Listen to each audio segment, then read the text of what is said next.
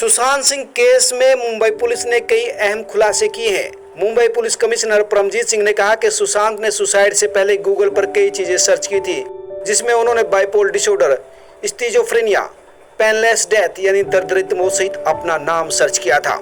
गौरतलब है कि बाइपोलर डिसऑर्डर और स्किज़ोफ्रेनिया गंभीर मानसिक बीमारियां हैं और इन बीमारियों के परिणाम काफी खतरनाक और घातक होते हैं। परमजीत सिंह ने बताया कि उनके फ्लैट को 14 जून को सील कर दिया था। वहीं फोरेंसिक टीम 15 जून को पहुंची थी। इसके अलावा फ्लैट में डॉक्टर भी पहुंचे थे और इसके बाद ही फ्लैट को डीसील किया गया था।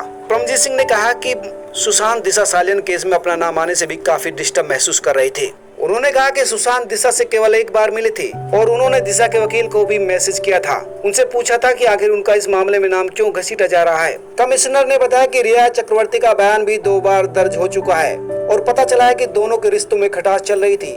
रिया ने अपने बयान में सुशांत से मिलने का जिक्र भी किया था। ये भी बताया था कि वो किस तरह के व्यक्ति थे।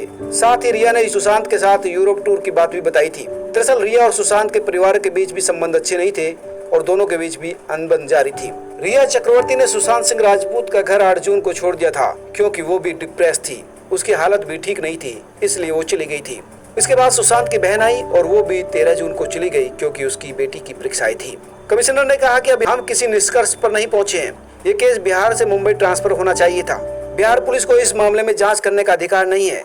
हम बिहार पुलिस की जांच पर कानूनी सलाह ले रहे हैं। इसके साथ ही कमिश्नर ने दावा किया कि उनकी जांच सही दिशा में चल रही है और सुशांत के परिवार ने किसी पर शक नहीं जताया था। उन्होंने कहा कि हमने मामले की जांच के दौरान सुशांत की बहनों को भी बुलाया था, लेकिन वो नहीं आई। हमने 13 और 14 जून का सीसीटीवी फुटेज अपने कब्जे में लिया है। सुशांत के बैंक खातों की भी जांच की जा रही है और उसके सीए से भी इस बारे में पूछताछ हुई है। फ्लैट को सील कर दिया है। फोरेंसिक टीम की जांच जारी है। हम अब तक 50 से अधिक लोगों का बयान दर्ज कर चुके हैं। साथ ही कमिश्नर ने कहा कि मैनेजर दिशा ने जब सुसाइड किया था तो उसके घर पर 4-5 लोग थे। दरअसल दिशा परेशान थी क्योंकि उसकी 2 बड़ी डील रद्द हो गई थी। हमने सुशांत की बहन को 2 बार तलब किया था, लेकिन वो किसी तरह के बयान देने की स्थिति में नहीं थी।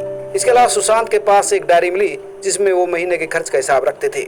इसके साथ ही कमिश्नर ने बताया कि हमने जांच के दौरान सुशांत के खाते में 18 करोड़ रुपए, जिसमें 4.5 करोड़ रुपए अभी भी खाते में हैं। अभी तक रिया चक्रवर्ती को सीधे तौर पर पैसा ट्रांसफर करने का कोई मामला नहीं सामने आया है। इससे पहले सुशांत के थेरेपिस्ट ने कहा था कि सुशांत मानसिक बीमारी से जूझ रहे थे और रिया उनके साथ मजबूती से खड़ी थी। उन्होंने ये भी कहा था कि पिछले कुछ समय से उनके क्लाइंट को लेकर चल रही तमाम तरह की अफवाहों को विराम देने के लिए ही वो सामने आई है।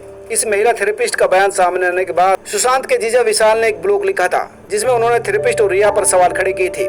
विशाल ने इस ब्लॉग में कहा था कि किसी थेरेपिस्ट द्वारा अपने क्लाइंट यानी सुशांत की मेडिकल हिस्ट्री पब्लिक न केवल क्लाइंट की प्राइवेसी का हनन है बल्कि ये गैर कानूनी भी है।